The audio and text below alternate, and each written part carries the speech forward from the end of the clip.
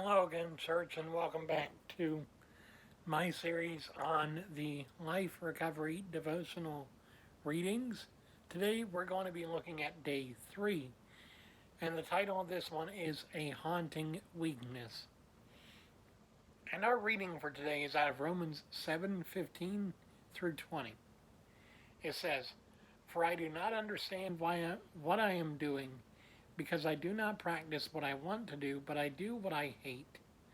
Now, if I do what I do not want to do, I agree with the law that it is good.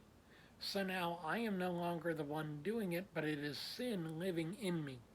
For I know that nothing good lives in me, that is, in my flesh. For the desire to do what is good is with me, but there is no ability to do it. For I do not do the good I want to do, but I practice the evil that I do not want to do. Now, if I do what I do not want, I am no longer the one that does it, but it is the sin that lives in me." Step 1. We admitted that we were powerless over our dependencies and that our lives had become unmanageable. A key to breaking through our denial and admitting our powerlessness, or a key to recovery, is breaking through our denial and admitting our powerlessness.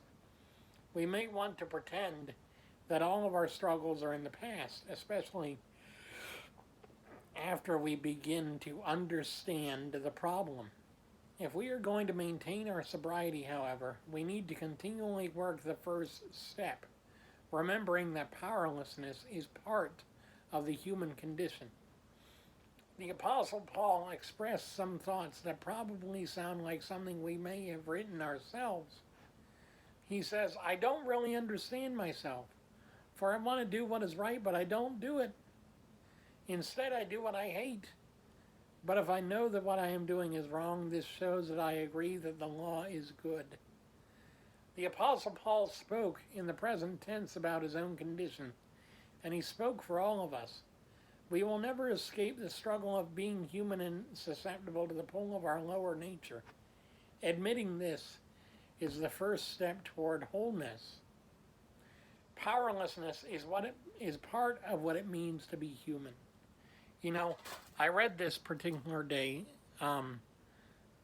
devotional, and I thought to myself, how often do we hate to admit our powerlessness when it comes to things we can't control?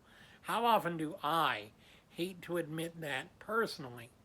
And often it's almost every day, because honestly, I hate not being in control. I hate not having a handle on things. But you know what? Admitting that you haven't had a handle on things for a long time is the first step towards getting a handle on things, not in your own strength, but through God's power in you, in me. Because 10 months ago, I finally said to myself, I'm done being stupid. I'm done trying to do it my way. Now it's time to try it God's way. And you know what? I wish I'd have done the God way earlier, because honestly, God's way is a whole lot easier than my way ever was going to be. And my way was never going to end in anything good for very long. It may have given me victory for a moment, but it was not going to give me victory for eternity. But this definitely is. So I want to leave you with this. It says, but if I do what I don't want to do, I am not really the one doing wrong. It is sin living in me that does it. This does not absolve us from responsibility. That is not what this passage is stating. This passage is stating that while we were still under the law of sin, while we were still sinful, rebellious children of Satan and not the children of God that had been redeemed by his blood, we were not the ones in control, but it was sin. But now that we have accepted the free gift of Jesus Christ, dying on our behalf and giving us eternal life through him, now we have that choice again, and now we have the ability to say, no, Satan, I'm not going to sin today. No, flesh, I'm not going to obey your commands. No, demons, I'm not going to let you influence my lives. Because honestly, when you have the power of Christ in you, all these other things can't overcome you. So that's what it's talking about. It's about recognizing the broken person you were before and the new person you are now, and how now you have that choice. And so then exercising that choice to say, not today, Satan. Not today. I hope you guys are enjoying this series, and I hope you guys are learning something from this series.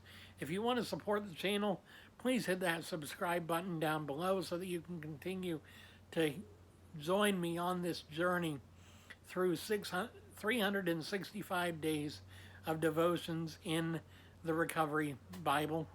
I thank you so much, and I will see you guys again soon. God bless you. Have a wonderful day, and see you again soon.